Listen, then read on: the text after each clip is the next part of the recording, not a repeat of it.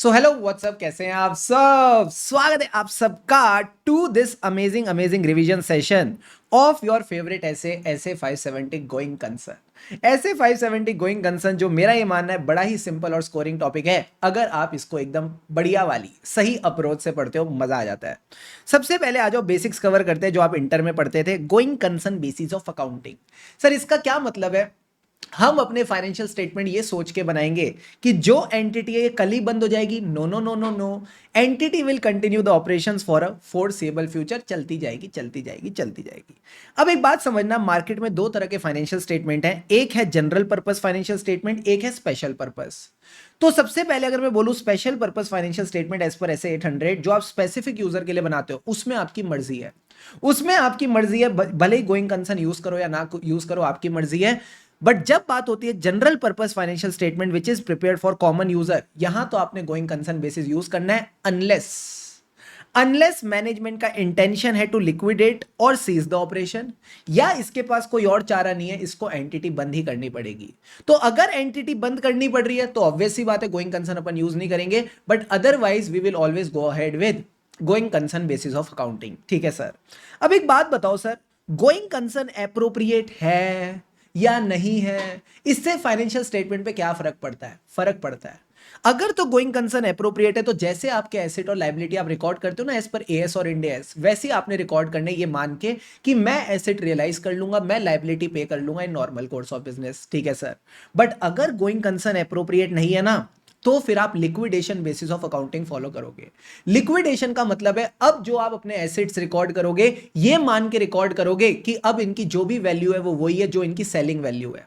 जो भी इनकी सेलिंग वैल्यू है उसी पे आपने इनको रिकॉर्ड करना है। तो फॉर एग्जांपल अगर मेरे पास एक पीपी है जिसकी वैल्यू इन यूज है 5 लाख, सेलिंग प्राइस है 3 लाख, कितने पे रिकॉर्ड करूं? 3 लाख पे रिकॉर्ड करूं। It will be recorded at 3 lakh rupees because now you are following liquidation basis. अब आपके लिए वैल्यू इन यूज का कोई यूज नहीं है, वैल्यू इन यूज का कोई यूज नहीं है। क्या ये बेसिक सबको समझ आते हैं? हाँ सर, ये बेसिक्स हम सबको समझ आते हैं। अब सवाल आता है मैनेजमेंट की रिस्पॉन्सिबिलिटी क्या है? दो रिस्पॉन्सिबिलिटी है। चुपचाप गोइंग कंसर्न को असेस करो और जो भी गोइंग कंसर्न से रिलेटेड डिस्क्लोजर है फाइनेंशियल स्टेटमेंट में डाल दो। ठीक है सर। ऑडिटर की responsibility you can say is a 2 stage responsibility. ध्यान से समझना, 2 स्टेजेस पे ऑडिटर की रिस्पॉन्सिबिलिटी आएगी। एक तो आज, एक कल। एक आज एक कल। मैंने कहा आज का मतलब है आज की डेट में देखो एंटिटी के ऑपरेशन चल रहे हैं क्या। अगर एंटिटी के ऑपरेशन आज की डेट में चल रहे हैं, एंटिटी का धंधा चल रहा है, मतलब गोइंग कंसर्न इज एप्रोप्रिएट। सारे बच्चे बोलो, आज की डेट में अगर ऑपरेशन चल रहे हैं मतलब गोइंग कंसर्न इज एप्रोप्रिएट। तो आपने लेना है sufficient and appropriate evidence and conclude that going concern is appropriate और नॉट एज ऑन टुडे। ठीक है सर। अगर आज गोइंग कंसर्न एप्रोप्रिएट है फिर आप करो कल की चिंता। कल की चिंता यानी कंक्लूड, कहीं कोई मटेरियल अनसर्टिनिटी तो नहीं, कल को जाके एंटिटी पे कोई भारी पेनल्टी तो नहीं लगेगी जिससे एंटिटी का गोइंग कंसर्न खतरे में आ जाए। तो उस मटेरियल अनसर्टिनिटी को लेके भी आपको एविडेंस लेके चलने हैं। अब मान लो सर एक ऑडिट रिपोर्ट है, मान लो एक ऑडिट रिपोर्ट है और उस ऑडिट रिपोर्ट में आपने बोला गोइंग कंसर्न इज एप्रोप्रिएट।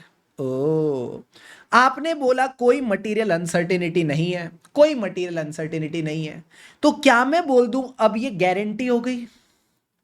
अब ये गारंटी हो गई कि entity will always be a going concern? जल्दी से बताओ, क्या आप ये गारंटी दे रहे हो कि एंटिटी हमेशा गोइंग कंसर्न रहेगी? मैंने कहा नहीं। हम चार्टर्ड अकाउंटेंट हैं, हम ज्योतिषी नहीं है, हम एस्ट्रोलॉजर नहीं है, हम एस्ट्रोटॉक ऐप वाले नहीं है कि तुम्हारा हाथ देख के बता दे कि तुम्हारा गोइंग कंसर्न रहेगा या नहीं। अगर गोइंग कंसर्न एप्रोप्रिएट और मटेरियल अनसर्टिनिटी नहीं है, that does not mean it is a guarantee of going concern.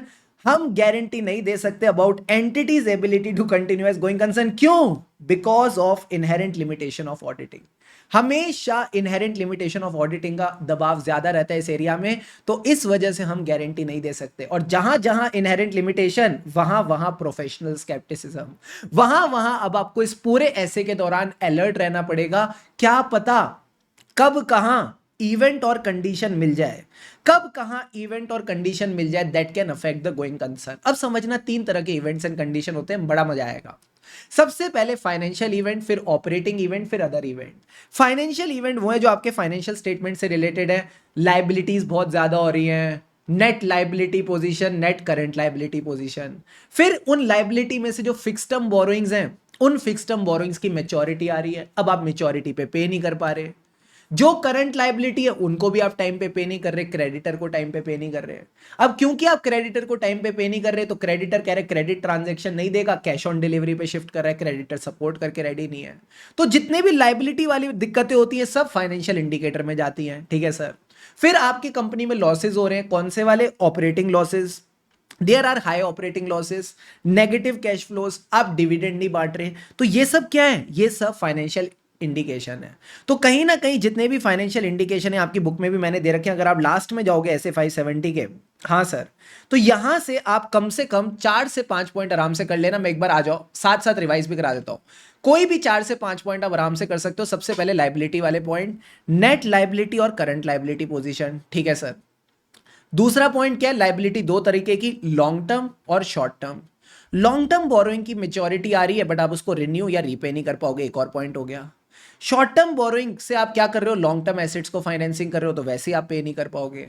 Short term borrowing का एग्जांपल बताओ, क्रेडिटर को पेमेंट नहीं कर पा रहे, तो क्रेडिटर ने फाइनेंशियल सपोर्ट विड्रॉ किया, जिससे क्या हुआ? क्रेडिट की जगह कैश ऑन डिलीवरी। तो कितने पॉइंट हो गए? 1 2 3 4 5 6।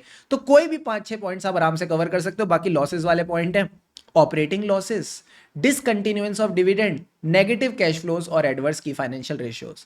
सर लगे हाथों ऑपरेटिंग भी बता दो। मैंने कहा ऑपरेटिंग के लिए आपको यहां पे सप्लाई चेन आनी चाहिए। सप्लाई चेन में क्या होता है? सबसे पहले रॉ मटेरियल के सप्लाईज आते हैं, मैंने कहा नहीं आ रहे। मान लो सप्लाईज आ रहे हैं बट सप्लाईज पे काम करने के लिए वर्कर नहीं है।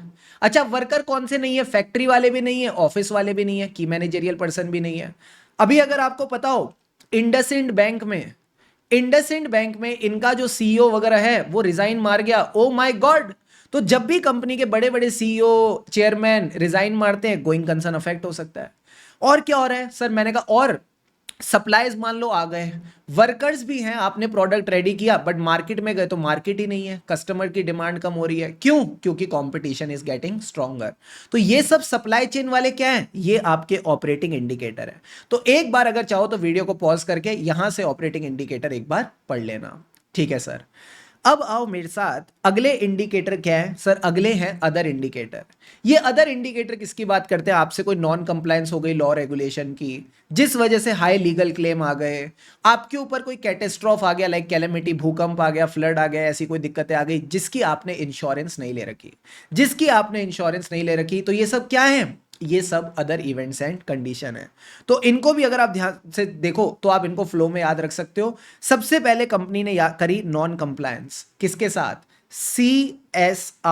सीएसआर रिक्वायरमेंट, यानी कैपिटल स्टैट्यूटरी रेगुलेटरी रिक्वायरमेंट।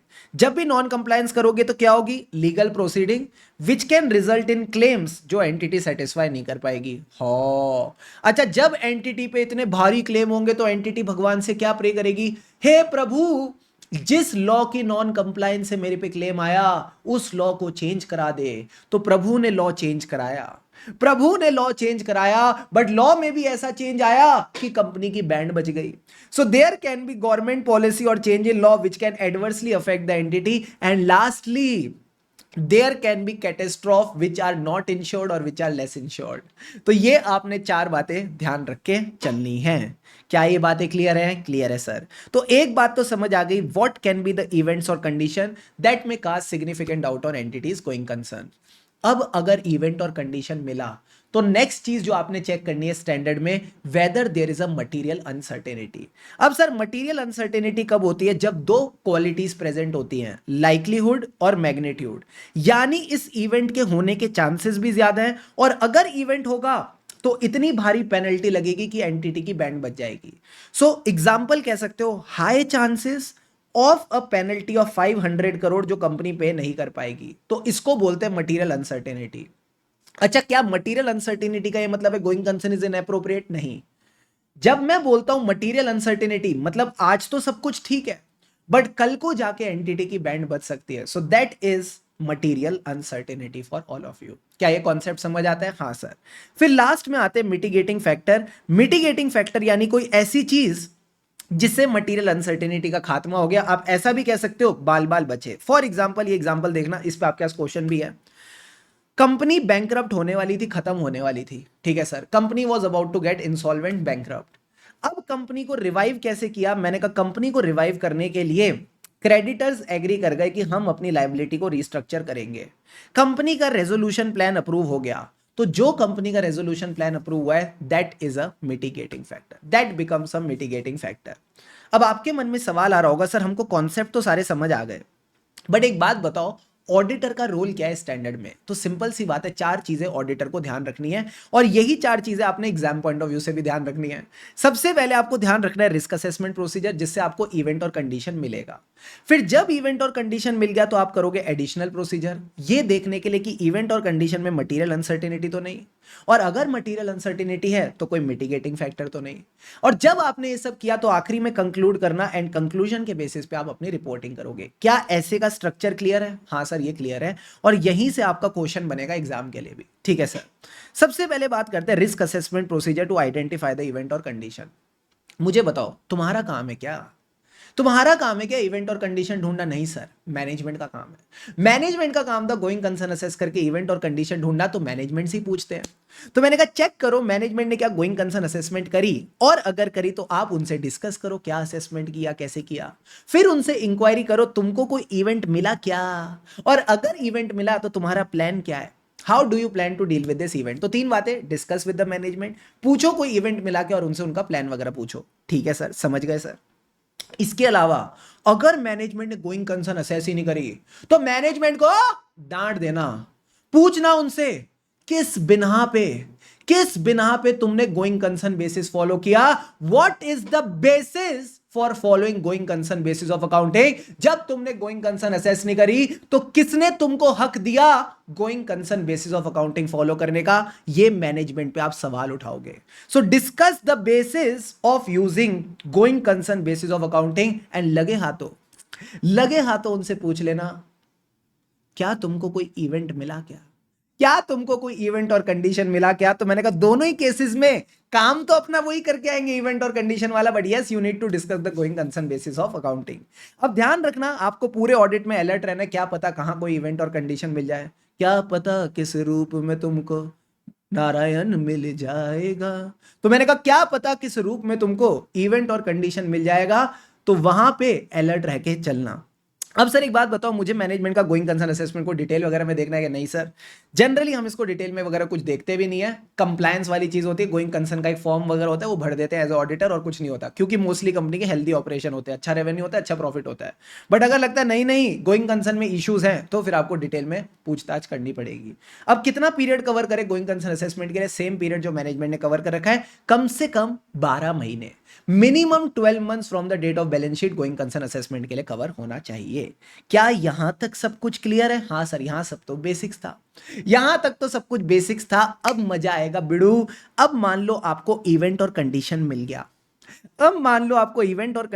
गया, अब आपको देखना है कहीं इसमें मटेरियल अनसर्टेनिटी तो नहीं, और अगर मटेरियल अनसर्टेनिटी है तो इसमें कोई मिटिगेटिंग फैक्टर तो नहीं। तो आपको ये 5 प्रोसीजर करने पड़ेंगे। You will have to do this 5 procedure, and मैं बताऊं ये 5 प्रोसीजर वेरी वेरी इंपॉर्टेंट है from exam point of view. अगर आपको कोई चीज टिप्स पे होनी चाहिए ना, this is the 5 star topic जो आपके टिप्स पे एकदम अच्छे से होना चाहिए। सारे बच्चे बोर्ड पे फोकस करेंगे, बढ़िया रिवाइज कराता हूं। मैंने कहा मुझे इवेंट और कंडीशन मिला है तो मैं मैनेजमेंट के पास गया, और जैसे ही मैनेजमेंट के पास गया पता चला इन नलायकों ने असेसमेंट ही नहीं कर रखी। तो अगर लगता है मैनेजमेंट ने गोइंग कंसर्न असेसमेंट नहीं कर रखी, इनका कॉलर पकड़ो और इनको बोलो request the management to make the assessment. ठीक है सर, कॉलर पकड़ के रिक्वेस्ट, वाओ। अब जैसे ही आपने इनसे रिक्वेस्ट किया टू मेक द असेसमेंट, ये असेसमेंट कर चुके हैं, इनको भी इवेंट और कंडीशन मिल चुका है। तो क्या ये आपके पास खाली हाथ आएंगे? मैंने कहा नहीं, प्लान लेके आएंगे। ये कहीं ना कहीं प्लान लेके आएंगे। अब प्लान में 2 क्वालिटीज चेक करना जो मैंने हाईलाइट कर रखी हैं। Plan should improve the situation, plan should be feasible. से विद मी, जो बच्चा मेरे साथ बोलेगा उसको सब कुछ एग्जाम में याद आएगा। फिर से बोलो, plan should improve the situation, plan should be feasible. कहीं ना कहीं प्लान फीजिबल होना चाहिए, इंप्लीमेंटेबल होना चाहिए। ठीक है सर। अच्छा, प्लान को समझने के लिए क्या सिर्फ बातें चाहिए या तुमको फिगर्स भी चाहिए? सर फिगर भी चाहिए। तो सारे बच्चे बोलो सूखा सूखा प्लान अच्छा नहीं लगता, प्लान को बेटर समझने के लिए हमको चाहिए कैश फ्लो फोरकास्ट। तो अगर एंटिटी ने कैश फ्लो फोरकास्ट बना रखा है और आपको उसको एनालाइज करना है, तो आप 2 चीजें चेक करना कैश फ्लो फोरकास्ट में। सर क्या? एक तो सबसे पहले इन्होंने यूज किया होगा डेटा, डेटा पे लगाई होंगी अजम्पशन। सर अजम्पशन क्या हो सकती है? हो सकता है ये सोचे बैंक इनको एडिशनल फाइनेंसिंग देगा, तो ऐसा नहीं अजम्पशन सुन के वापस आ गए, नहीं, आपने अजम्पशन के सपोर्टिंग डॉक्यूमेंट्स भी चेक करने हैं, क्या बैंक के साथ कोई ईमेल है, एग्रीमेंट है, लेटर है जिससे इनकी अजम्पशन पे सपोर्ट होता है। तो कैश फ्लो फोरकास्ट में दो चीजें चेक होंगी, डेटा, डेटा की रिलायबिलिटी, और एडिक्वेट सपोर्ट फॉर अजम्पशन। ठीक है, ठीक है सर। अब तक तीन बातें क्या क्या हो गई? मैनेजमेंट से असेसमेंट कराई, मैनेजमेंट से प्लान मांगा, प्लान के बाद कैश फ्लो फोरकास्ट मांगा। सर बहुत देर हो गई, मैंने कहा किसमें? असेसमेंट करे हुए। हो सकता है उस असेसमेंट के बाद कुछ सब्सिक्वेंट इवेंट हुए हो जिससे गोइंग कंसर्न अफेक्ट हुआ हो, तो also consider additional facts and information. और लास्ट में क्या लेंगे? मैंने कहा लास्ट में लेंगे हलवा और प्रसाद, यानी return representation for the plans and their feasibility. क्या ये पांचों के पांचों पॉइंट्स का फ्लो क्लियर है? क्लियर है सर। तो यही 5 पॉइंट्स आपने ध्यान में रखने हैं। अब सारे बच्चे पानी के 2-2 घूंट लगाओ and come to the chat box and type in the chat box ready.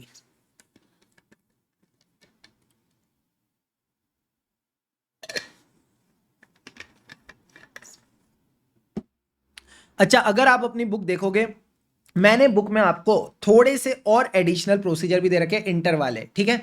In inter वाले ऑडिट प्रोसीजर्स को एक बार रीड कर लेना, कल को अगर कोई एमसीक्यू या केस स्टडी बेस्ड क्वेश्चन आता है तो you will be able to deal with it. Sir आप ही करा दो ना, आप ही करा दो ना। तो मैंने कहा आ जाओ मेरे साथ, एक बार इनको भी रिवाइज करते हैं। प्लीज बोर्ड पे फोकस करना, मजा आएगा, साथ साथ रिवाइज करते हैं। चलो, सबसे पहले कहते हैं एनालाइज और डिस्कस। क्या? जितने भी फोरकास्ट हैं, cash flow forecast, profit forecast, other relevant forecast, ठीक है। फिर analyse and discuss latest available interim financial statement. तो जो भी क्वार्टरली फाइनेंशियल स्टेटमेंट है ये सब आप देख सकते हो। अच्छा, जब मैं बोल रहा हूं फोरकास्ट, तो क्या मैं बोल रहा हूं past profitability statement? Past profitability statement नहीं सर, पास्ट की तो बातें ही नहीं करनी, हम यहां पे फोरकास्ट की बातें करेंगे, ठीक है सर। फिर हम रीड करेंगे क्या, जितने भी आपने लोन ले रखे हैं, लोन एग्रीमेंट, डिबेंचर एग्रीमेंट, कहीं कोई ब्रीच तो नहीं हो गई, कहीं कोई नॉन कंप्लायंस तो नहीं हो गई, क्योंकि फिर ये पेबल बन जाएगा, ठीक है सर। फिर देखो minutes of the meeting, share holder, TCWG, committees, कहीं कोई फाइनेंशियल डिफिकल्टी तो नहीं हो रही, ठीक है सर। अब सर हमको जानना है कि एंटिटी लीगल केस में हारेगी या जीतेगी। लीगल केस में हारेगी या जीतेगी तो कौन बताएगा लीगल केस के बारे में? Legal council. तो जितनी भी लिटिगेशन की बात है, लिटिगेशन कौन सी एग्जिस्ट करती हैं, उसमें एंटिटी हारेगी या जीतेगी, हारेगी तो कितनी पेनल्टी लगेगी, ये सारी बातें आप लीगल काउंसिल से डिस्कस कर सकते हो, ठीक है सर। अगर कोई थर्ड पार्टी है वो कहती है यार अगर एंटिटी की बैंड बज गई ना तो मैं एंटिटी को फाइनेंस करूंगी, मैं एंटिटी को फंड दूंगी, तो अगर थर्ड पार्टी का एंटिटी के साथ कोई अरेंजमेंट है जहां थर्ड पार्टी कहती है कि यार एंटिटी को कुछ भी हुआ तो मैं ख्याल रखूंगी, तो चेक करना ऐसा जो अरेंजमेंट है वो इन्फोर्सिएबल है, क्या ऐसा अरेंजमेंट एग्जिस्ट करता है, और क्या थर्ड पार्टी की बस की है, क्या थर्ड पार्टी की बस की है, क्या थर्ड पार्टी की एबिलिटी है टू फंड द एंटिटी और नॉट। इसके अलावा जो भी एंटिटी के अनफिल्ड कस्टमर ऑर्डर है वो देखो कैसे फुलफिल करने वाली है, कोई सब्सिक्वेंट इवेंट हुआ जिसने गोइंग कंसर्न को अफेक्ट किया या गोइंग कंसर्न को बेटर किया, वो आप चेक करो। बोरोइंग फैसिलिटीज, रेगुलेटरी एक्शन, और किस तरह से एंटिटी एसेट्स को डिस्पोज ऑफ करेगी, ये कुछ बेसिक बेसिक बातें आपने बस समझ के चलनी है। अब सारे बच्चे आ जाओ, now we are in the end game. अब हम एंड गेम में आ गए हैं, स्टैंडर्ड के, कंप्लीट होने वाला है स्टैंडर्ड। सबसे पहले बात करेंगे कंक्लूजन की। सर कंक्लूजन में क्या करना है? मैंने कहा again the same conclusion is like your audit responsibility. जैसे ऑडिट रिस्पॉन्सिबिलिटी 2 स्टेजेस की थी, वैसे ही कंक्लूजन भी 2 स्टेजेस का है। सबसे पहले तो चेक करो गोइंग कंसर्न अप्रोप्रिएट है क्या, और अगर आज गोइंग कंसर्न अप्रोप्रिएट है देन कंक्लूड, आगे जाके कोई मटीरियल अनसर्टेनिटी तो नहीं।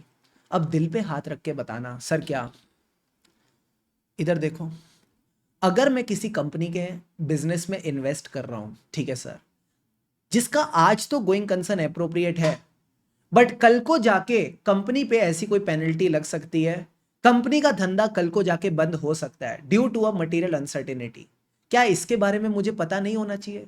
क्या मेरा हक नहीं बनता इसके बारे में जानने का? सर हक बनता है। तो जब हक बनता है तो ऑडिटर ये इंश्योर करेगा अगर कोई भी मटेरियल अनसर्टेनिटी है उसका डिस्क्लोजर आए, अगर कोई भी मटेरियल अनसर्टेनिटी है तो उसका डिस्क्लोजर आए। तो यही टॉपिक अब हम डिस्कस करने वाले हैं, सारे बच्चे बोर्ड पे फोकस करना। सर क्या? फाइनेंशियल स्टेटमेंट का डिस्क्लोजर, जब भी कोई इवेंट और कंडीशन मिले फिर आप चेक करो मटेरियल अनसर्टेनिटी है या नहीं। अगर मटेरियल अनसर्टेनिटी नहीं है तो चुपचाप इवेंट और कंडीशन को डिस्क्लोज करो, ठीक है सर। बट अगर लगता है मटेरियल अनसर्टेनिटी है तो ऐसे केस में 4 डिस्क्लोजर आएंगे। 4 डिस्क्लोजर क्या आएंगे? सबसे पहले एंटिटी डिस्क्लोज करेगी इवेंट और कंडीशन को फाइनेंशियल स्टेटमेंट में, इवेंट और कंडीशन दैट में cast significant doubt on the entity's ability to continue as a going concern. ठीक है सर। फिर उस इवेंट और कंडीशन को जानते ही शेयर होल्डर का क्या बढ़ेगा? बीपी बढ़ेगा, दिल धक धक करेगा, जिस एंटिटी में मैंने पैसा लगाया बंद होने वाली है। तो मैंने कहा शेयर होल्डर का बीपी कम करने के लिए उसको बताओ मैनेजमेंट के पास प्लान है। मैनेजमेंट के पास प्लान है, मैनेजमेंट कुछ ना कुछ कर लेगी। ठीक है सर। मैंने कहा बीपी ज्यादा कम हो गया, बीपी और बढ़ाओ। उसको बोलो प्लान है तो क्या हुआ? There is a material uncertainty related to event और condition that may cast significant doubt on entities ability to continue as a going concern. Yo Shubham sir. तो मैंने कहा ये तीनों चीजें आपने यहां पे बतानी है, इवेंट और कंडीशन, प्लान, मटेरियल अनसर्टेनिटी। और फिर बोलना मटेरियल अनसर्टेनिटी की वजह से एसेट और लाइबिलिटी वाली लाइन, एसेट लाइबिलिटी वाली लाइन क्या थी? Entity may be unable to realise the assets and discharge the liabilities in normal course of business. तो जो हमने स्टार्टिंग में पढ़ा था ना कि गोइंग कंसर्न एप्रोप्रिएट होता है तो entity can realise the assets, discharge the liabilities in normal course of business. हाँ सर, वो सब अब एंटिटी नहीं कर पाएगी। ना ना ना ना ना। So due to the material uncertainty entity may be unable to realise the assets, discharge the liabilities in normal course of business. बात समझ आई? हाँ सर। तो ये चारों डिस्क्लोजर आपके टिप्स पे होने चाहिए, बिकॉज कहीं ना कहीं ऐसे की एक्सपेक्टेशन है, ये आपको पता हो। ठीक है सर। अब इसी के साथ साथ जब मैंने ये सब बातें बताई थी, मैंने कहा था डिस्क्लोजर में इंक्लूड 3 चीजें ऑल्सो, ऑप्शनल है, ये 3 चीजें भी हो सकती हैं। ये 3 पॉइंट्स मैंने कहां से उठा के डाले? आपके क्वेश्चन बैंक में केस स्टडी दे रखी है ऐसे स्टडी मटेरियल की, वहां पे उन्होंने 3 पॉइंट लिख रखे, तो मुझे लगा कि ये 3 पॉइंट्स भी आपके बुक में डाल देते हैं। ठीक है, आओ एक बार देखो ये 3 पॉइंट्स क्या कहते हैं। सबसे पहले कहता है डिस्क्लोजर में इंक्लूड, ऑप्शनल है तो भाई तीनों बातें थोड़ा सा अलग से ध्यान रखना। सबसे पहले कहता है सिग्निफिकेंस ऑफ द इवेंट और कंडीशन जो अफेक्ट कर सकता है एंटिटी को टू मीट इट्स ऑब्लिगेशन। ठीक है सर। फिर जो भी मैनेजमेंट ने सिग्निफिकेंट जजमेंट लगाई है, सिग्निफिकेंट अजम्पशंस लगाई हैं कि सप्लायर हमको लॉन्गर क्रेडिट दे देंगे, बैंक हमको एडिशनल लोन दे देंगे, देखना क्या ये सिग्निफिकेंट जजमेंट डिस्क्लोज्ड है। दूसरी बात, अगर कंपनी पे कोई पेनल्टी लगने वाली है तो उस पेनल्टी के बारे में, उसकी अमाउंट, कब वो पेनल्टी लगने वाली है, ये सब बातें भी आपने डिस्क्लोज करनी है। So likelihood, magnitude and timing of occurrence, everything should be disclosed. क्या यहां तक सारी बातें क्लियर हैं? यहां तक क्लियर हैं। और आखिरी में मैंने क्या बोला? अगर मटेरियल अनसर्टेनिटी नहीं है, सिर्फ इवेंट और कंडीशन है, तो आप सिर्फ इवेंट और कंडीशन डिस्क्लोज करके चलोगे। Please tell me, is the disclosure वाला part clear? Come on everyone.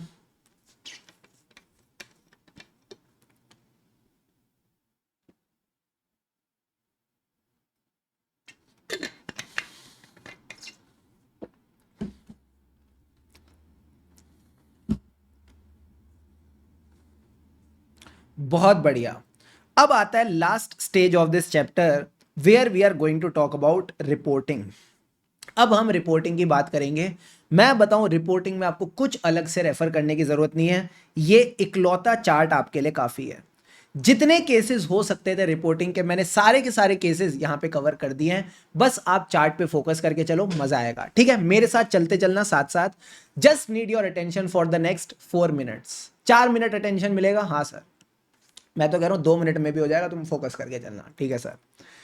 सबसे पहले आओ केस समझते हैं। Going concern is inappropriate. अगर गोइंग कंसर्न इनएप्रोप्रिएट है तो आप कैसा चाहते हो एज अ ऑडिटर की फाइनेंशियल स्टेटमेंट कैसे बने? सर हम चाहते हैं financial statement going concern basis के हिसाब से नहीं बने, लिक्विडेशन बेसिस के हिसाब से बने। तो अगर आप चाहते हो लिक्विडेशन बेसिस के हिसाब से बने और मैं कहता हूं वैसे ही बने हैं, तो कौन सा ओपिनियन दोगे? सर जैसा हम चाहते थे वैसे ही हुआ, तो अनमॉडिफाइड ओपिनियन देंगे। तो अगर गोइंग कंसर्न इनएप्रोप्रिएट है और फाइनेंशियल स्टेटमेंट लिक्विडेशन बेसिस के हिसाब से बने, मतलब सब ठीक है, हाँ, unmodified opinion. Simple simple sir. फिर आओ दूसरे केस पे। मैं कहता हूं गोइंग कंसर्न इनएप्रोप्रिएट है और financial statement going concern basis पे बने हैं। क्या मैं बोल दूं पूरे फाइनेंशियल स्टेटमेंट में गड़बड़ फैली हुई है? हाँ, कहीं ना कहीं सारे एसेट्स में गड़बड़ होगी। तो जब इतनी फैली हुई गड़बड़ है तो यहां पे मटेरियल भी है, परवेसिव भी है, it will lead to a adverse opinion. ये कहीं ना कहीं एडवर्स ओपिनियन पे जाएगा। अब मान लो मैनेजमेंट आके कहती है कि हम फाइनेंशियल स्टेटमेंट में ना डिस्क्लोज कर देंगे, हम फाइनेंशियल स्टेटमेंट में डिस्क्लोज कर देंगे कि ना गोइंग कंसर्न इनएप्रोप्रिएट है, फिर भी हमने फाइनेंशियल स्टेटमेंट गोइंग कंसर्न के हिसाब से बनाए हैं। क्या गलती डिस्क्लोज करने से गलती खत्म हो जाती है? मैंने कहा नहीं, गलती तो गलती रहती है, गलती तो गलती रहती है। तो ध्यान रखना, अगर मैनेजमेंट भले ही फाइनेंशियल स्टेटमेंट में डिस्क्लोज कर दे कि हमने गोइंग कंसर्न फॉलो किया but going concern is inappropriate, still you will give a adverse opinion. इस केस में भी आप कहीं ना कहीं एडवर्स ओपिनियन ही दोगे, ठीक है, क्योंकि गलती बताने से गलती सुधरती नहीं है, तब भी हम एडवर्स ओपिनियन देंगे, ठीक है सर। और आओ और अच्छी बातें करते हैं। सर अगर गोइंग कंसर्न अप्रोप्रिएट है बट मटेरियल अनसर्टेनिटी एग्जिस्ट करती है, तो आप क्या चाहते हो? डिस्क्लोजर हो, ठीक है सर। तो मान लो डिस्क्लोजर है तो अच्छी बात है, अनमॉडिफाइड ओपिनियन, वापस अनमॉडिफाइड ओपिनियन। बट एक बात बताओ, क्या इन डिस्क्लोजर्स पे आप यूजर्स का अटेंशन ड्रॉ करना चाहोगे? हाँ सर, हम चाहेंगे कि यूजर्स ऑफ फाइनेंशियल स्टेटमेंट को इन डिस्क्लोजर के बारे में पता हो। कौन सा पैरा डालूं? पूरे ऑडिट में इस काम के लिए कौन सा पैरा आता है? EOM para. बट यहां ईओएम पैरा नहीं आएगा, यहां आएगा पक पक पक पक पक मुर्ग पैरा। यहां आएगा हमारा प्यारा मुर्ग पैरा, यानी we will add the MURG section. MURG section का क्या मतलब है? Material uncertainty related to going concern. इससे you will draw the attention of the users to the note in the financial statement, पहली चीज। फिर attention draw करके बोलना यहां मटीरियल अनसर्टेनिटी है, यहां मटीरियल अनसर्टेनिटी है, बट हमारा ओपिनियन मॉडिफाइड नहीं है, हमारा ओपिनियन मॉडिफाइड नहीं है। तो तीन चीजें, draw the attention to the note और बोलो यहां मटीरियल अनसर्टेनिटी है बट हमारा ओपिनियन मॉडिफाइड नहीं है। तो ये आपने यहां पे रिपोर्ट करके चलना है। इजी सर, ये तो बड़ा ही आसान है। इसके अलावा अगर मान लो फाइनेंशियल स्टेटमेंट में डिस्क्लोजर नहीं है या डिस्क्लोजर कम है, इनएडिक्वेट डिस्क्लोजर है, तो ये तो सर गड़बड़ की बात है। हाँ सर, तो यहां आएगा क्वालिफाइड और एडवर्स ओपिनियन। और जो आपका बेसिस फॉर क्वालिफाइड और एडवर्स ओपिनियन होता है उसमें बस इतना लिखना, मटीरियल अनसर्टेनिटी तो थी बट डिस्क्लोजर नहीं, मटीरियल अनसर्टेनिटी तो थी बट इन्होंने कहीं ना कहीं डिस्क्लोजर नहीं दिए, इसी वजह से हमने अपना ओपिनियन मॉडिफाई किया। क्या ये बात समझ आती है? आती है सर। अब इसमें एक छोटी सी ट्रिक ध्यान रखना सर, क्या, जब जब क्वेश्चन में जो गोइंग कंसर्न का इशू है ये बड़ा तगड़ा वाला मिलेगा, जब जब क्वेश्चन में गोइंग कंसर्न का इशू बड़ा तगड़ा वाला मिलेगा और इन्होंने डिस्क्लोजर नहीं दे रखा, चुपचाप कंक्लूड करके आ जाना एंड में एडवर्स ओपिनियन, ठीक है। ज्यादा मत सोचना क्वालिफाइड आएगा एडवर्स आएगा, सीधा एडवर्स। मैं अभी क्वेश्चंस रिवाइज कराऊंगा तो ध्यान रखना ये बात, ठीक है सर।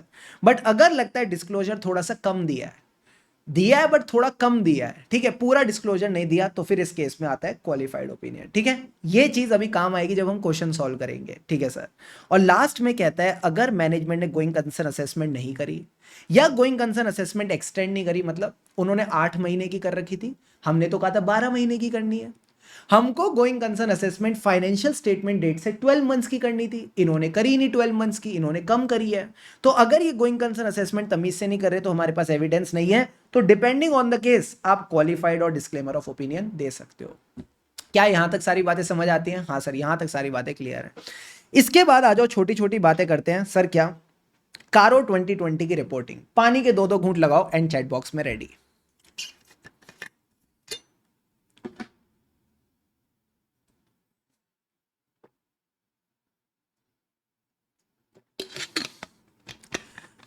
सबसे पहले बताओ क्लॉज कौन सा आएगा?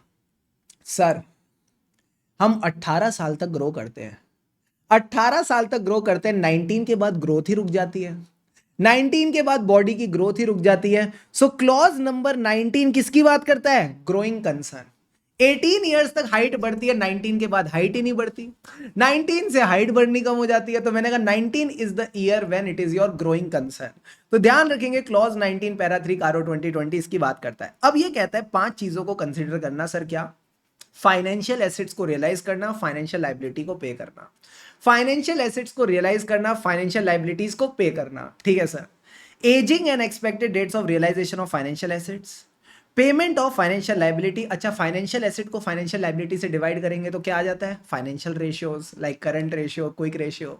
तो ये कह रहा है इन तीनों फाइनेंशियल चीजों को ध्यान में रखते हुए, साथ ही साथ मैनेजमेंट के प्लान को ध्यान में रखते हुए और अदर इंफॉर्मेशन को ध्यान में रखते हुए, क्या ऑडिटर का ये ओपिनियन है कि कोई मटेरियल अनसर्टेनिटी नहीं है, कोई दिक्कत नहीं है?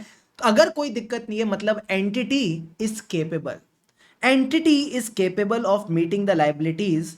जो भी लाइबिलिटीज बैलेंस शीट डेट पे है कौन सी liability? Which are due with in 1 year from the balance sheet date.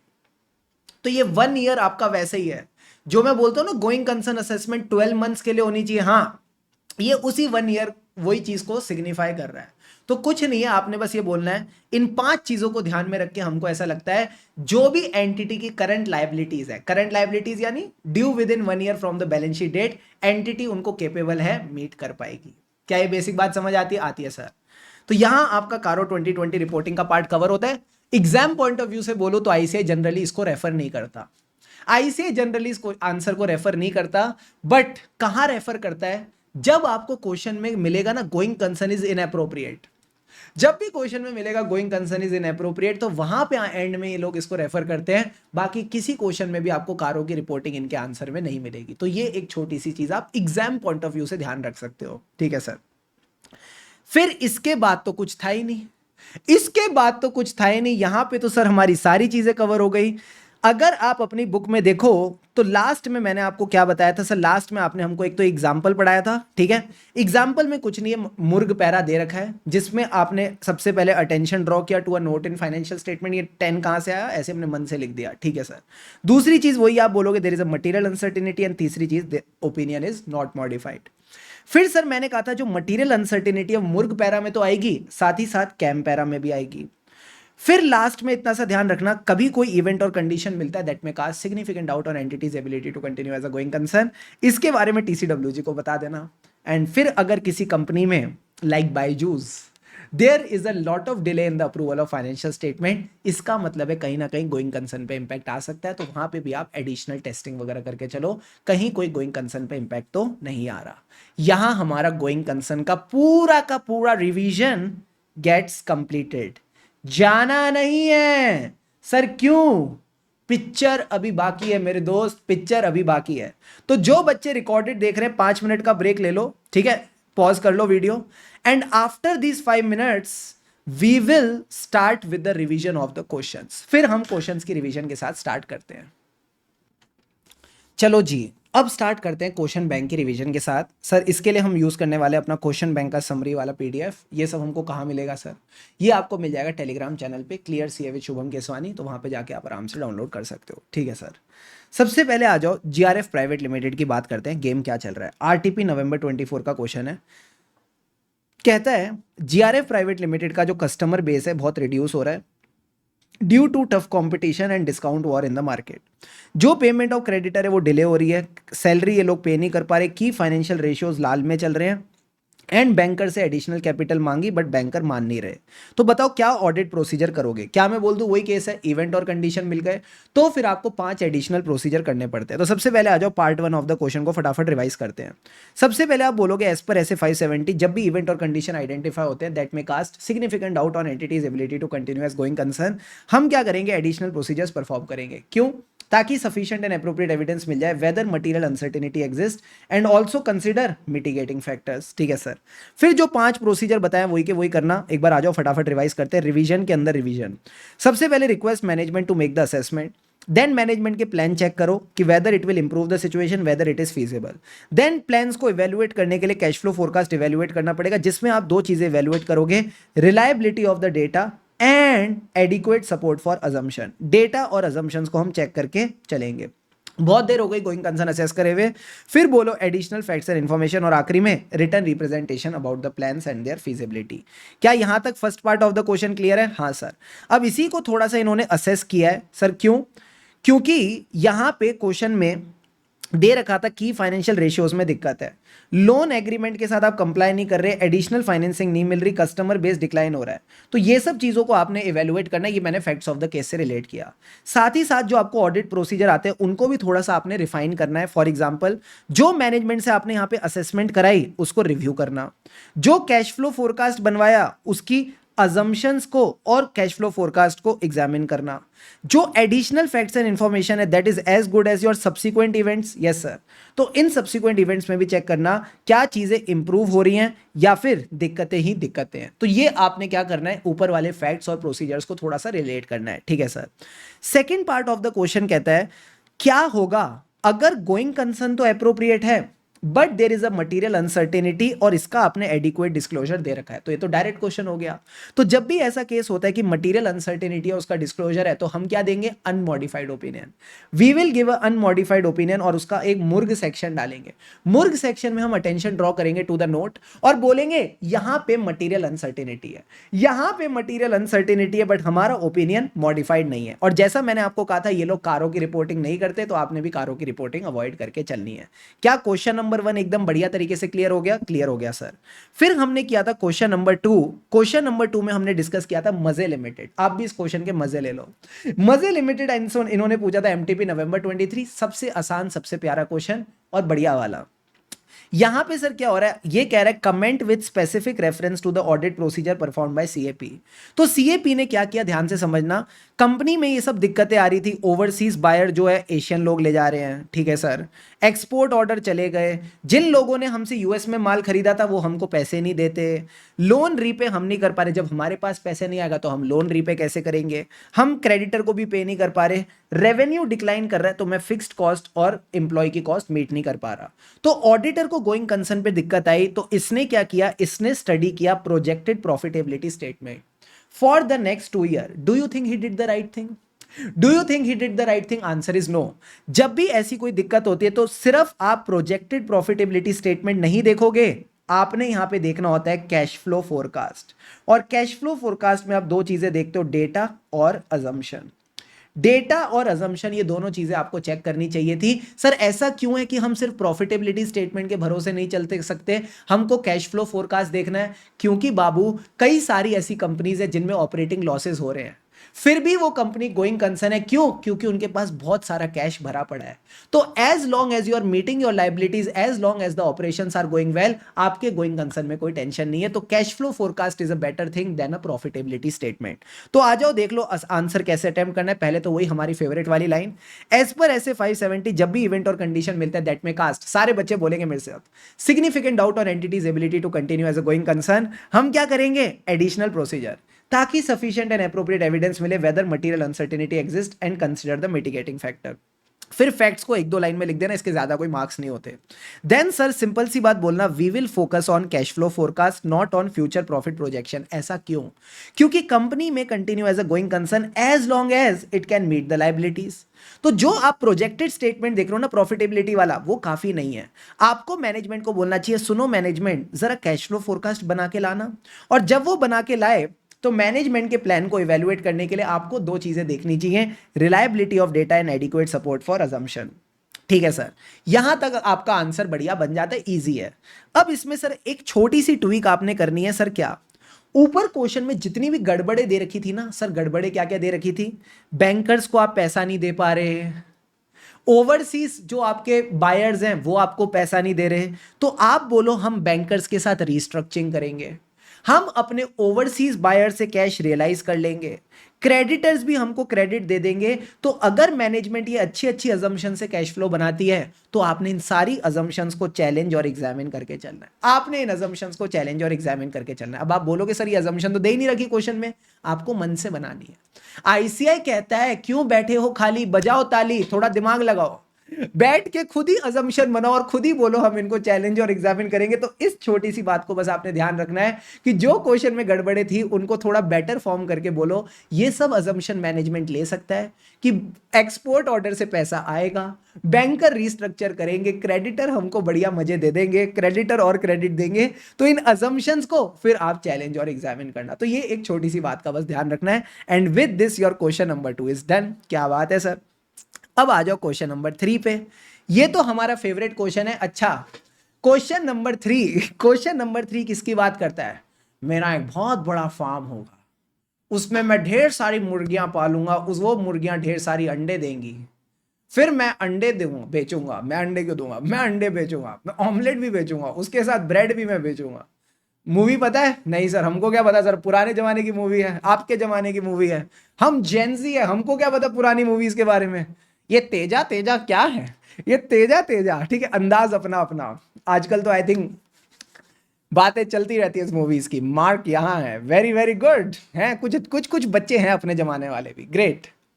अब सर आओ मेरे साथ, क्या है ये क्वेश्चन, मुर्गी और अंडे वाला क्वेश्चन है।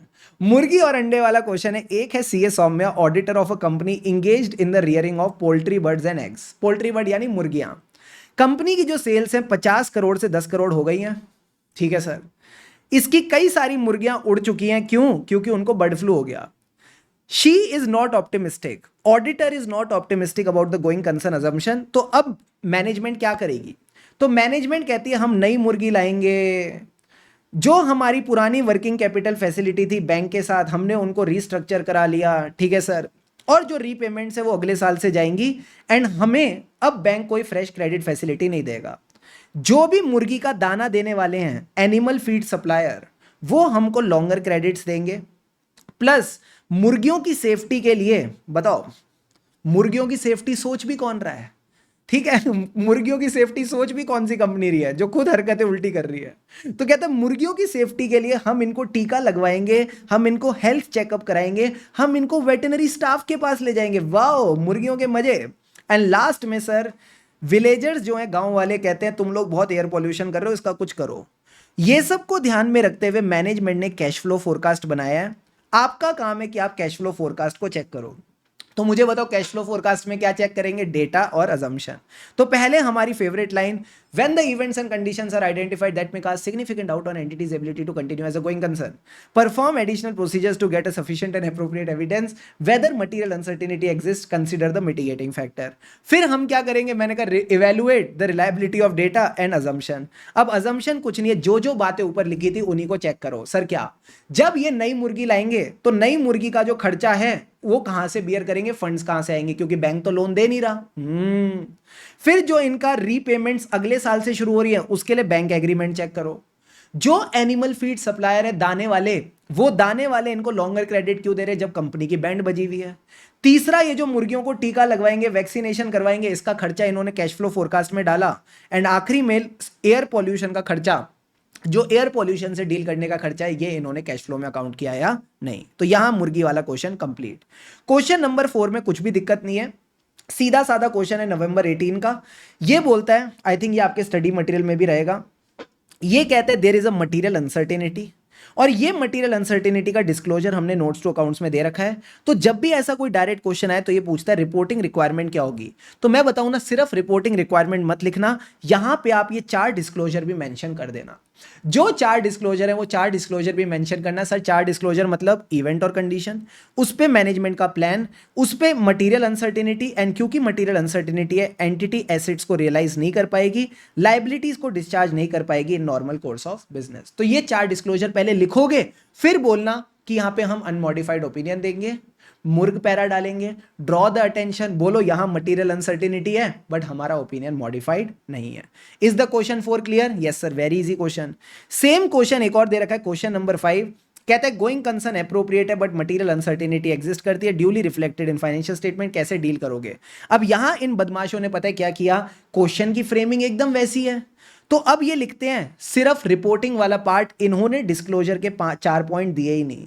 हो, डिस्क्लोजर के 4 पॉइंट नहीं दिए तो मैं सेफ्टी के लिए फिर भी लिख के आऊंगा, क्योंकि अगर 5 नंबर का क्वेश्चन आ रहा है, इतना लिखना काफी नहीं है, इतना लिखना काफी नहीं है। तो ये बात मैंने आपको यहां पे मेंशन कर दी है। For safety you can mention the 4 disclosure वाला point needed in the financial statement. Please tell me, क्या यहां तक पांचों के पांचों क्वेश्चंस क्लियर हैं? Is everything till here clear to all of you? Yes और नो? Yes sir. अब आ जाओ question number 6, one of my favourite question, Abhinandan limited. पानी के 2-2 घूंट लगाओ एंड चैट बॉक्स पे रेडी, आ जाओ।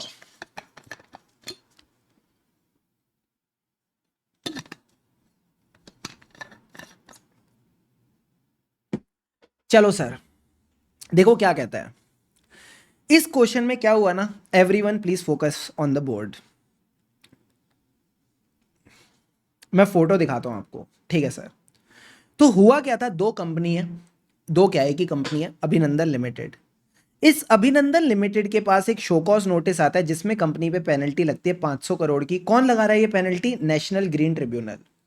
अब एक बात बताना, जब भी कंपनी के पास शोकॉज नोटिस आएगा पेनल्टी का फॉर 500 करोड़, मतलब इसने कोई ना कोई इन्वायरमेंटल लॉ वायलेट किया है। हाँ सर, इसने इन्वायरमेंटल लॉ वायलेट किया है। अब जब इसने इन्वायरमेंटल लॉ वायलेट किया तो कौन सा ऐसे पड़े पड़े जाग गया? सर ऐसे 250।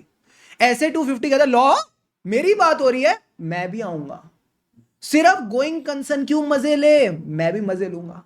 तो हमने ऐसे 250 को भी बुलाया। सर ऐसे 250 किसकी बात करता है? दो तरह के लॉज की बात करता है। एक ऐसे लॉ जिनका डायरेक्ट इफेक्ट है फाइनेंशियल स्टेटमेंट पे, एक ऐसे लॉ जो अदर लॉज हैं जिनका डायरेक्ट इफेक्ट नहीं है, बट अगर आपने इनकी नॉन कंप्लायंस करी तो पेनल्टी लगेगी, और अगर पेनल्टी लगेगी तो उसका फाइनेंशियल स्टेटमेंट पे मटीरियल इफेक्ट हो सकता है।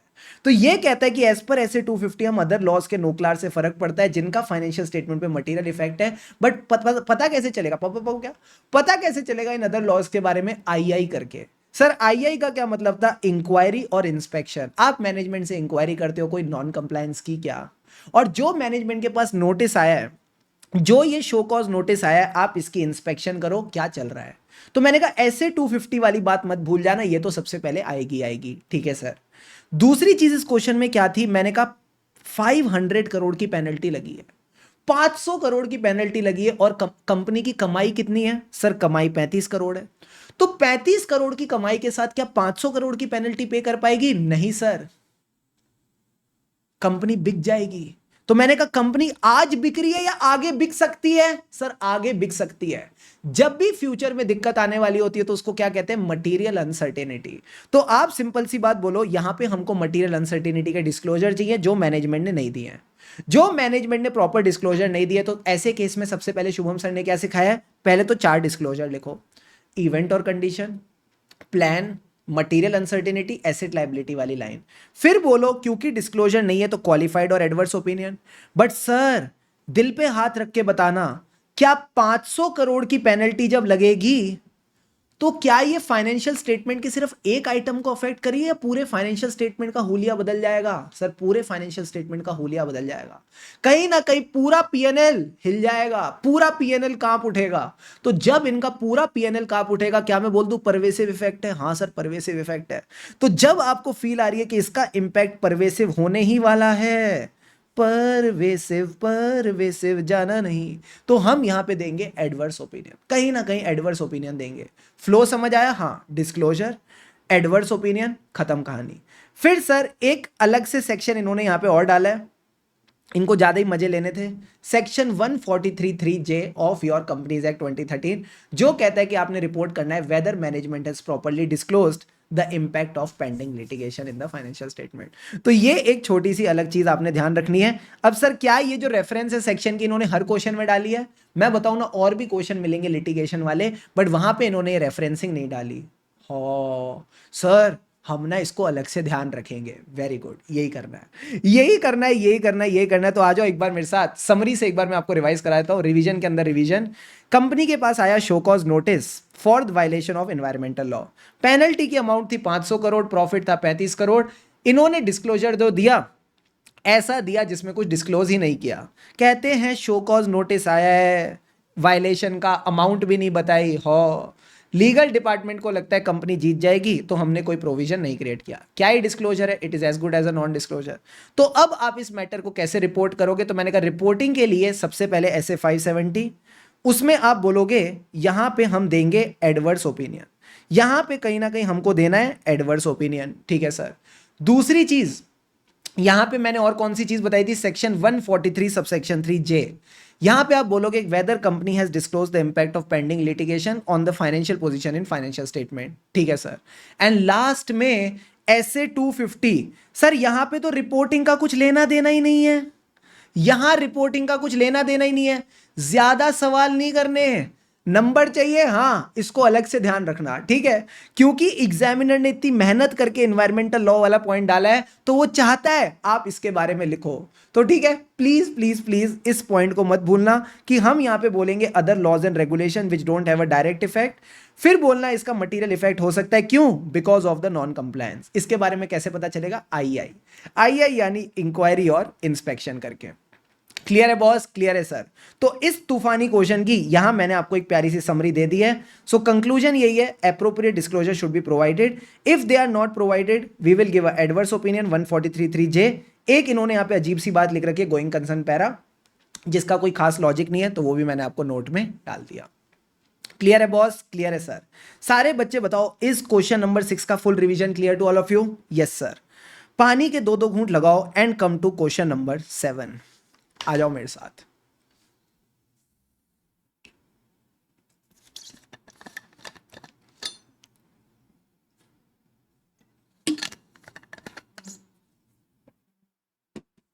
कम ऑन एवरीवन।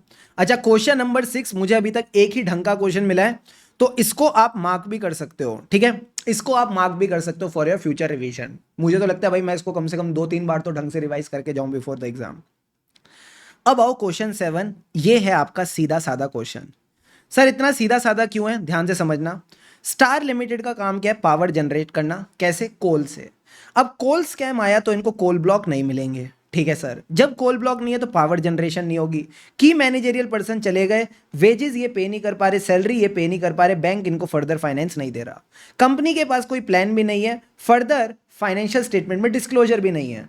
तो क्या मैं बोल दूं कंपनी के ऑपरेशंस पे ताला लग चुका है, कंपनी के ऑपरेशन बंद हो चुके हैं। हाँ सर, तो जिस कंपनी के ऑपरेशन ही बंद हो जाते हैं तो उसको क्या कहते हैं, गोइंग कंसर्न इज इनएप्रोप्रिएट। अब जब गोइंग कंसर्न इनएप्रोप्रिएट और फाइनेंशियल स्टेटमेंट में इसका कोई इंपैक्ट नहीं है तो कौन सा ओपिनियन आएगा सर, सीधा सीधा हम यहां पे देंगे एडवर्स ओपिनियन। सीधा सीधा हम यहां पे देंगे एडवर्स ओपिनियन। अच्छा, एडवर्स ओपिनियन के साथ साथ मैंने कहा था कारो 2020 का जो रेफरेंस है, कारो 2020 का जो रेफरेंस है वो हम कहां डालेंगे सर, इसी क्वेश्चन में डालेंगे। कारो 2020 का जो रेफरेंस है वो इसी क्वेश्चन में आएगा। सो कारो 2020 का रेफरेंस भी आप तभी दोगे जब गोइंग कंसर्न इज इनएप्रोप्रिएट। तो ये लोग ऐसा करते हैं तो हम भी ऐसा ही करेंगे। सो लास्ट में कहते हैं what should be the course of action of the statutory auditor. तो सबसे पहले आप अपनी रिस्पॉन्सिबिलिटी के बारे में बताओ, क्योंकि वहीं पे गोइंग कंसर्न एप्रोप्रिएटनेस की बात होती है कि सबसे पहले आज देखेंगे गोइंग कंसर्न एप्रोप्रिएट है, फिर देखेंगे कंक्लूड करके मटीरियल अनसर्टिनिटी तो नहीं, और अगर लगता है गोइंग कंसर्न इनएप्रोप्रिएट है एडवर्स ओपिनियन। फिर इन्होंने एक एक्स्ट्रा पॉइंट डाल रखा है, वो भी डाल देना, जरूरत नहीं थी बट ये डालते हैं तो हम भी ध्यान रखेंगे। When adequate disclosure is not made of material uncertainty give a qualified adverse, and in the basis for qualified adverse से मटीरियल अनसर्टिनिटी है बट डिस्क्लोजर नहीं। देन कंक्लूजन में क्या आएगा, वही सेम चीज, adverse opinion, basis for adverse opinion, जो कि इन्होंने यहां पे गलत लिख रखा है। फिर आप बोलोगे क्लॉज 19 के हिसाब से कारो 2020 की रिपोर्टिंग, जो हमने ऑलरेडी कवर कर ली। ये गलत क्यों है, यहां पे ये आना चाहिए ना, going concern is inappropriate, so financial statement should have been prepared on going concern basis. इन्होंने गलत प्रिपेयर करे हैं, तो वो सब लिखना चाहिए था, इन्होंने लिख दिया मटीरियल अनसर्टेनिटी, लीव इट। तो सीधा साधा क्वेश्चन है, कोई ज्यादा दिक्कतें नहीं है, एक आध बस गलती है वो हमने को ध्यान रखनी है। क्लियर है बॉस, क्लियर है सर। अब आ जाओ क्वेश्चन नंबर 8, छोटा सा क्वेश्चन है सर, ये क्या है, quantum mechanics limited. Quantum mechanics limited का क्वेश्चन क्या कहता है, आपने फोटो बनाई होगी मेरे साथ क्लास में, हाँ सर फोटो पे आ जाओ। क्वांटम मैकेनिक्स लिमिटेड में सर कोई टेंशन नहीं है, basically company legal and रिटेनरशिप fees पे कर रही है इन द क्वेश्चन। अब ये लीगल एंड रिटेनरशिप फीस पे क्यों कर रही है, अगर आप क्वेश्चन की समरी पढ़ो तो क्वेश्चन में क्या हुआ है, इन्होंने लीगल रिटेनरशिप फीस पे करी है क्योंकि इनके पास नोटिस आया था टू डीकमीशन द प्लांट। अब जो प्लांट बंद हो रहा है इसके रिगार्डिंग इन्होंने कोई फाइनेंशियल स्टेटमेंट में डिस्क्लोजर नहीं दिया है, प्लस ये कोई छोटा मोटा प्लांट नहीं था, 75% of the production was from this plant, और अगर ये प्लांट बंद हो गया कंपनी बैंकरप्ट हो सकती है, गोइंग कंसर्न पे खतरा आ सकता है। तो जो ऑडिट पार्टनर था मिस्टर शलभ, वो कहता है कि भाई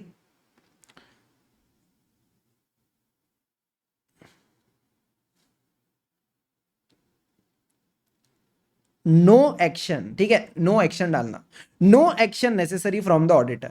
बट मिस्टर मनोज को लगता है नहीं नहीं हमको एक्शन लेना चाहिए, हमको एक्शन लेना चाहिए, हमको इसके बारे में रिपोर्ट करना चाहिए। तो बताओ किसका व्यू बेटर लग रहा है, तो मनोज का व्यू बेटर लग रहा है, ऑब्वियसली बात है इसके बारे में रिपोर्ट होना चाहिए, there is a material uncertainty, comment with respect to applicable ऐसे। तो जैसे आपको क्वेश्चन में इन्होंने डाला लीगल एंड रिटेनरशिप फीस, कौन से ऐसे पे ले गया, वापस ये ऐसे 250 पे ले गया, वापस ये ऐसे 250 पे ले गया। तो एक बार आ जाओ ऐसे 250 का फ्लो समझते हैं। जब भी लीगल एंड रिटेनरशिप फीस पे होती है it is a indicator of non compliance with laws and regulation. अब अगर नॉन कंप्लायंस का मटेरियल इफेक्ट है on financial statement and it is not disclosed, give a qualified और एडवर्स ओपिनियन।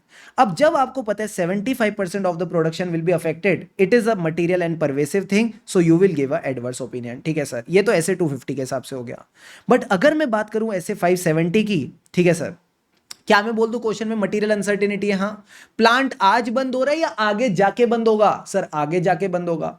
तो जब भी आगे जाके दिक्कत आएगी आप बोलोगे there is a material uncertainty related to event और कंडीशन दैट में cast significant doubt on entities ability to continue as a going concern. ठीक है सर, अब क्योंकि इसका डिस्क्लोजर नहीं है, impact is material plus pervasive, we will give a adverse opinion. हम कहीं ना कहीं एडवर्स ओपिनियन देंगे। तो ये फ्लो आपने ध्यान रखना है। आ जाओ एक बार रिवाइज करते हैं।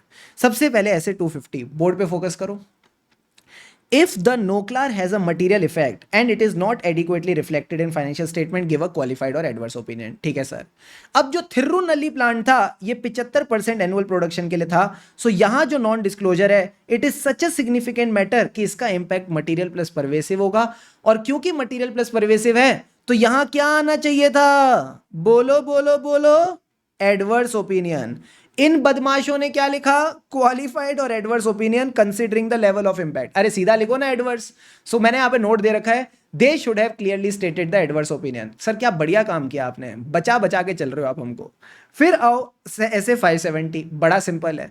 पहले आप बोलो यहां पे कोई इवेंट और कंडीशन है, यानी पेंडिंग रेगुलेटरी और legal proceeding against the entity which can result in claim, जो एंटिटी सेटिस्फाई नहीं कर पाएगा। It is a example of event और condition that can cast significant doubt. और इस मटेरियल अनसर्टिनिटी को लेके कोई डिस्क्लोजर नहीं है। तो जब भी डिस्क्लोजर नहीं होता तो हम देते क्वालिफाइड और एडवर्स ओपिनियन। एंड क्योंकि यहां पे इंपैक्ट मटेरियल प्लस परवेसिव है तो चुपचाप एडवर्स ओपिनियन दे देना। मिस्टर मनोज का व्यू प्रॉपर लग रहा है कि हमको यहां पे रिपोर्ट करना चाहिए। क्या मैं बोल दूं अब इस क्वेश्चन में कुछ भी नहीं रह गया? नहीं सर, एकदम टुचुम मुचुम क्यू टू क्वेश्चन है। इसी तरह हमको डील करके चलना है। Now everyone come with me to question number 9। Question number 9 किसकी बात करता है? Seek India limited. Seek India limited के केस में सर क्या हो रहा है, जो ट्रेड पेबल्स हैं ये बहुत ज्यादा ओवरड्यू हो रहे हैं। दूसरी चीज इस क्वेश्चन में दिक्कत क्या थी? जो की फाइनेंशियल रेशियोज हैं लाल में जा रहे हैं। इन्होंने फाइनेंशियल स्टेटमेंट्स में कोई डिस्क्लोजर नहीं दे रखा। बैंक इनको फर्दर पैसे विड्रॉ करने नहीं दे रहा from the cash credit facility. और फाइनेंशियल स्टेटमेंट में कोई इंफॉर्मेशन नहीं है, नोट्स टू अकाउंट्स में कुछ भी नहीं है। How will you report in this audit report? अब सारे बच्चे बताओ यहां पे आईसीआई की अजम्पशन क्या है? यहां पे आईसीआई की अजम्पशन है, क्या कंपनी के ऑपरेशंस बंद हो गए?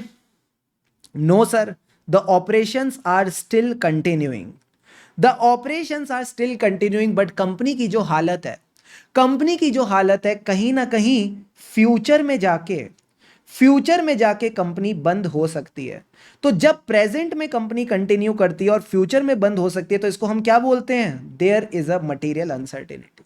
There is a material uncertainty. और क्योंकि मटेरियल अनसर्टेनिटी का डिस्क्लोजर नहीं है तो इन्होंने क्या किया सर? इन्होंने सिंपल सी बात बोला, because there is no disclosure we will give a qualified और एडवर्स ओपिनियन।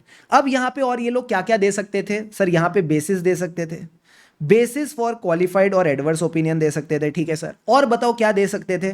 सर वो जो आपने हमको 4 डिस्क्लोजर सिखाए हैं मटेरियल अनसर्टेनिटी के केस में वो दे सकते थे। क्योंकि भाई खोखला क्वेश्चन है ना।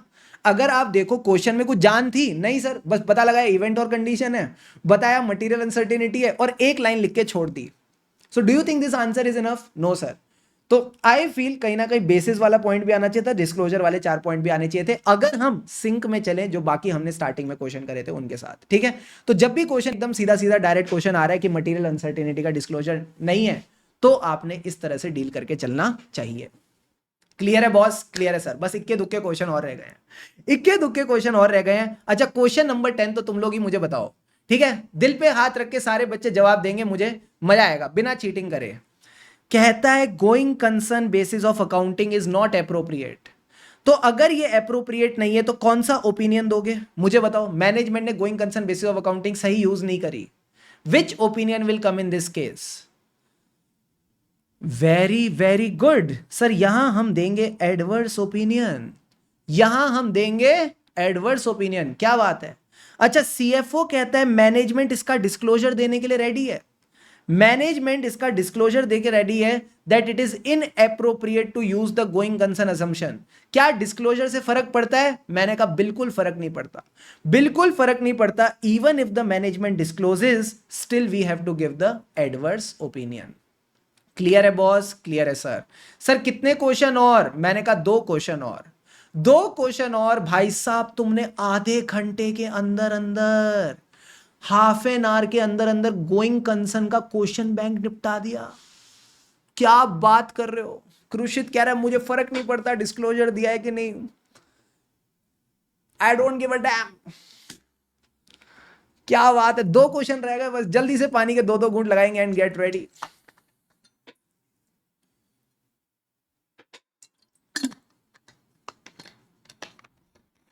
चलो सर, मजा आ गया सर। समरी ने तो सर सारा जो समेट दिया ना, समरी का काम ही गुरु क्या है, समेटना, सारा मामला समेट दो।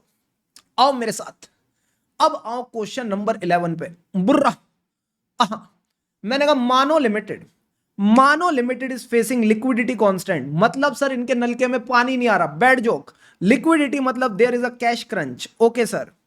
अब जब कंपनी में कैश क्रंच चल रहा है, कैश की कमी है, तो यहां हमको डाउट हो रहा है ओवर द गोइंग कंसर्न। इनकी इंसॉल्वेंसी प्रोसीडिंग शुरू हो गई। क्या मैं बोल दूं there is a material uncertainty? हाँ सर, इवेंट और कंडीशन में मटेरियल अनसर्टेनिटी है, कंपनी बंद होने वाली है। इंसॉल्वेंसी प्रोसेस शुरू हो गया 31 अगस्त 2024 को।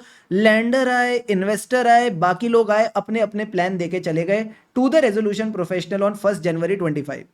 इनका रेजोल्यूशन प्लान अप्रूव हो गया 2 मार्च 2025 को, ठीक है सर। एनसीएलटी का अप्रूवल भी आ गया 4 मई 2025 को।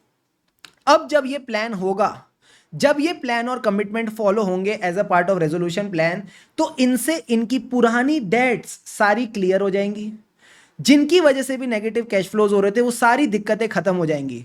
तो क्या मैं बोल दूं रेजोल्यूशन प्लान का आना इज अ मिटिगेटिंग फैक्टर? अगर कंपनी का रेजोल्यूशन प्लान आता है जिससे पुरानी सारी डेट्स खत्म हो जाती है, it is a mitigating factor. Yes, it is a mitigating factor. अब सारे बच्चे मुझे एक बात बताओ, जब यहां पे मिटिगेटिंग फैक्टर की बात हो रही है तो तुमको मिटिगेटिंग फैक्टर मिला कैसे?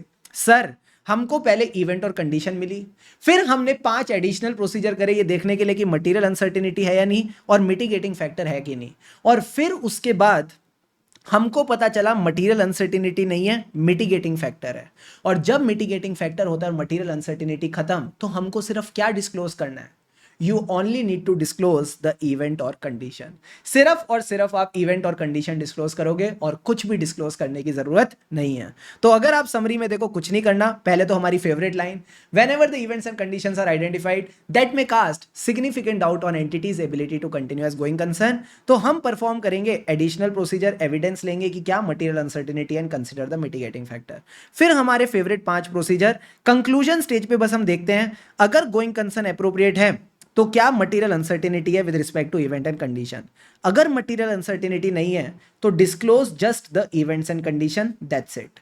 And facts of the case के हिसाब से बोलो, approval of resolution plan is a mitigating factor because events and conditions are mitigated effectively, no material uncertainty exist. Clear है बॉस? क्लियर है सर। अच्छा, क्वेश्चन नंबर 12, ये गोइंग कंसर्न का question था या की ऑडिट मैटर का क्वेश्चन था? सर, ये की ऑडिट मैटर का क्वेश्चन था। ये कहते हैं कि कहीं ना कहीं कंपनी ने प्लान किया है to close the business. Again ICI की अजम्पशन क्या है? सर, आईसीआई की अजम्पशन है आज एंटिटी बंद नहीं हो रही, आज सब कुछ ठीक है, कल को जाके एंटिटी बंद हो सकती है। तो जब भी हम कल की बात करते तो ये लोग मानते there is a material uncertainty, ये लोग मानते there is a material uncertainty. अब ये कहता है मटेरियल अनसर्टेनिटी को लेके इन्होंने एक एडिशनल नोट दिया है। They have given in the notes to accounts की companies business will cease in the future and assets will be disposed of as per the plan. इस बारे में इन्होंने की ऑडिट मैटर में बताया। तो मैंने तो आपको कहा ही था, इस बारे में आप मुर्ग पैरा भी डालते हो, की ऑडिट मैटर पैरा भी डालते हो। अब जो की ऑडिट मैटर पैरा डाला उसमें इन्होंने डिटेल में नहीं बताया, इन्होंने दी बस reference to the possible cessation ending of the business and adjustments at the time of cessation. क्या ये कमेंट काफी है? मैंने कहा कमेंट काफी नहीं है। तो आपने अपना आंसर कैसे फ्रेम करना है, ये छोटा सा आंसर आप बस ध्यान रखना। सबसे पहले बोलो मैनेजमेंट का जो इंटेंशन है to liquidate the entity's one of the events और कंडीशन। क्या बात कर रहे हो सर? हाँ, अरे लास्ट में देखो ना, जब हमने ऑपरेटिंग इवेंट्स पढ़े तो ऑपरेटिंग इवेंट में पहला पॉइंट ये तो था management intention to liquidate the entity. Yes sir, so it is one of the events which can affect the going concern. फिर इन्होंने गलत लाइन डाली, if the event and condition are identified and there is no material uncertainty adequately disclose the event और condition. ये आपने गलत सी line ध्यान रखनी है, ठीक है सर। फिर बोलो एज पर ऐसे 701, जब भी मटेरियल अनसर्टेनिटी है it is by its nature a की ऑडिट मैटर। तो ऐसे 701 कहता है आप इसको रिपोर्ट करके चलो इन द ऑडिट रिपोर्ट, ठीक है सर। फिर फैक्ट्स ऑफ द क्वेश्चन एक दो लाइन में और बोलो मैनेजमेंट का जो इंटेंशन टू लिक्विडेट है it is a material uncertainty, it is अ की ऑडिट मैटर। तो हमको इसको रिपोर्ट करना चाहिए। जो आपने एक सिंपल रेफरेंस दिया है, क्वेश्चन में लिखी थी लाइन, जो आपने सिंपल रेफरेंस दिया टू पॉसिबल सीजेशन, बस उतना लिखना और बोलना इट इज नॉट सफिशिएंट। ये कहीं ना कहीं सफिशिएंट नहीं है। तो मैं बताऊं ना, 100 बात की एक बात, इस क्वेश्चन में कुछ था ही नहीं। बस इतना बोलना है, जहां भी मटीरियल अनसर्टेनिटी वहां मुर्ग पैरा तो आता ही है, बट कैम पैरा भी आता है। और कैम पैरा में बस आप इतनी सिंपल रेफरेंस डाल दोगे कि ऐसे ऐसे बंद होने वाली एंटिटी, ये काफी नहीं है, आपको थोड़ा डिटेल में बताना चाहिए। क्लियर है बॉस? क्लियर है सर। अच्छा, ये लाइन गलत क्यों थी भाई? मटेरियल अनसर्टेनिटी है, तभी तो कैम की बात कर रहे हैं। कैसे लिख दिया मटेरियल अनसर्टेनिटी नहीं है? हाँ सर। तो बस यहां आपकी प्रेम पूर्वक तरीके से पूरी की पूरी ऐसे 570 का question bank along with the concepts full revision is done डनाडन डन। पिक्चर अभी बाकी है मेरे दोस्त, पिक्चर अभी बाकी है। सर अब क्या बाकी है? अब क्या बाकी है कुछ है? नहीं नहीं सर, हमको बताओ। पानी के 2-2 घूंट लगाओ एंड चैट बॉक्स में रेडी। अब आओ मेरे साथ, अब आओ मेरे साथ। सर कैसा हो अगर हमको पूरा का पूरा गोइंग कंसर्न एक पेज में मिल जाए? तो मैंने कहा कैसा होनी, हो गया पूरा का पूरा गोइंग कंसर्न मैंने आपके एक पेज में यहां पे डाल दिया। ये समरी चार्ट भी आपको हमारे Telegram channel clear CA with Shubham Keswani पे मिल जाएगा। तो कुछ मत करना, अपना एक रजिस्टर का पेज लेके बैठना एंड एज इट इज ये चार्ट आपने कॉपी करना है और इस रिवीजन के साथ बैठ जाना है। एंड मैं बता रहा हूं 5 से 10 मिनट में पूरा का पूरा गोइंग कंसर्न आपका यहां पे रिवाइज हो जाएगा। पूरा का पूरा गोइंग कंसर्न साथ में रिवाइज हो जाएगा। आओ मेरे साथ, तुमको कराते थोड़े थोड़े मजे। ऐसे 570 समरी रिविजन्स। अब ये रिवीजन तुमको समझ आएगी क्योंकि now you people are on that level जहां ये चीज अब आप आराम से हैंडल कर सकते हो। सबसे पहले हमने इस ऐसे में बात करी about going concern basis of accounting. अगर अप्रोप्रिएट है तो assets and liabilities are recorded on a basis that assets realise हो जाएंगे, लाइबिलिटीज डिस्चार्ज हो जाएंगी in normal course of business. ठीक है सर। अगर गोइंग कंसर्न अप्रोप्रिएट नहीं है तो you will follow liquidation basis of accounting. ठीक है सर। मैनेजमेंट की रिस्पॉन्सिबिलिटी क्या है? To assess the going concern and give proper disclosure in the financial statement. Yes sir. अब अगर मैं ऑडिटर की रिस्पॉन्सिबिलिटी की बात करूं तो हमने डिस्कस किया था 2 स्टेजेस में ऑडिटर की रिस्पॉन्सिबिलिटी होती है। सर क्या क्या स्टेजेस थी? सबसे पहले आज की डेट में देखो क्या गोइंग कंसर्न अप्रोप्रिएट है। हाँ सर, ये कर लो पहले। आज की डेट में गोइंग कंसर्न अप्रोप्रिएट है एंड फिर देखो आगे जाके कोई मटेरियल अनसर्टिनिटी तो नहीं। अब सर सबसे पहले ऑडिटर कौन से प्रोसीजर करता है? Risk assessment procedure to identify the event और कंडीशन। अब यहां पे मैनेजमेंट के पास जाओ और मैनेजमेंट से पूछो गोइंग कंसर्न असेस किया या नहीं किया। अगर गोइंग कंसर्न असेस किया तो डिस्कस करो गोइंग कंसर्न असेसमेंट, इंक्वायर करो कोई इवेंट और कंडीशन मिला और उस पर मैनेजमेंट का प्लान क्या है। अगर गोइंग कंसर्न असेस नहीं किया तो उनसे डिस्कस करो। अगर गोइंग कंसर्न असेस नहीं किया तो फाइनेंशियल स्टेटमेंट गोइंग कंसर्न के हिसाब से कैसे बना दिए। फिर साथ ही साथ इंक्वायर करो अबाउट द इवेंट और कंडीशन। अब जब भी गोइंग कंसर्न असेसमेंट इवैल्यूएट करोगे तो मिनिमम 12 महीने कवर होने चाहिए। एमसीक्यू पॉइंट ऑफ व्यू से ध्यान रखना। ठीक है सर। अब बात करते हैं एडिशनल ऑडिट प्रोसीजर की। एडिशनल ऑडिट प्रोसीजर का मतलब है जब यहां पे आपको इवेंट और कंडीशन मिले तो फिर आप चेक करो मटेरियल अनसर्टेनिटी तो नहीं या फिर कोई मिटिगेटिंग फैक्टर तो नहीं। इसके लिए 5 प्रोसीजर करने। अगर मैनेजमेंट ने गोइंग कंसर्न असेसमेंट नहीं कर रखी तो request the management for going concern assessment. अब उन्होंने गोइंग कंसर्न असेसमेंट कर ली तो उनसे मांगो plan to deal with the event and condition. उसमें 2 क्वालिटीज होनी चाहिए, improve the situation, it should be feasible. ठीक है सर। अच्छा, फीका फीका प्लान समझ नहीं आता, हमको नंबर्स भी चाहिए। सो हम चले मांगने कैश फ्लो फोरकास्ट। इसमें 2 चीजें चेक करेंगे, reliability of data and adequate support for assumption. कई दिन हो गए हैं गोइंग कंसर्न असेस करे हुए, तो देखो कोई एडिशनल फैक्ट्स एंड इन्फॉर्मेशन तो नहीं है, कोई सब्सिक्वेंट इवेंट्स तो नहीं है जो गोइंग कंसर्न को अफेक्ट कर रहे हो। एंड लास्ट में जो ये प्लान था ना, इसको लेके आपने लेनी है return representation about the plan and their feasibility. ठीक है सर। जब एडिशनल प्रोसीजर हो गए उसके बाद आना कंक्लूजन स्टेज पे।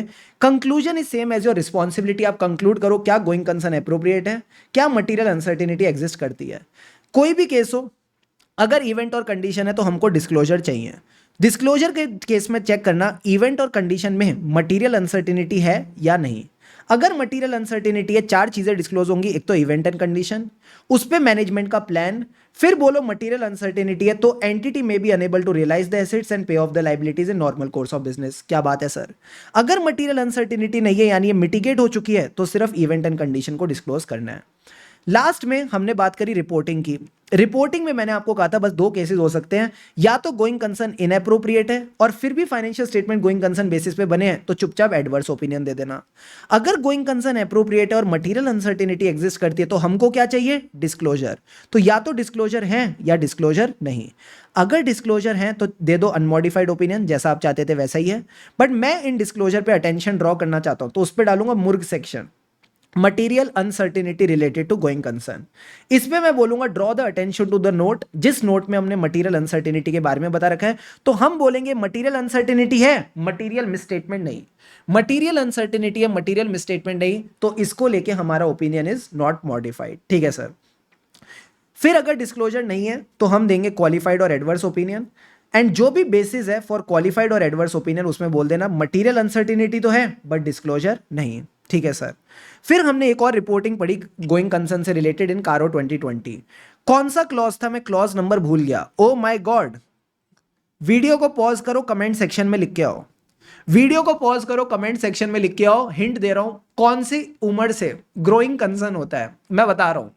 Clause number 19, clause number 19 para 3 कारो 2020। क्लॉज नंबर 19 पैरा 3 कारो 2020 ये कहता है सर कि भाई ऑन द बेसिस ऑफ 5 चीजें, basis of financial assets, financial liabilities ratios plus management के जो भी प्लान्स एंड अदर इंफॉर्मेशन, इन सबको ध्यान में रखते हुए हमने बोलना है नो मटेरियल अनसर्टेनिटी एग्जिस्ट। मतलब company is capable of meeting the liabilities on the balance sheet date. कौन सी लाइबिलिटी? जो भी ड्यू है with in 1 year from the balance sheet date. Very very good.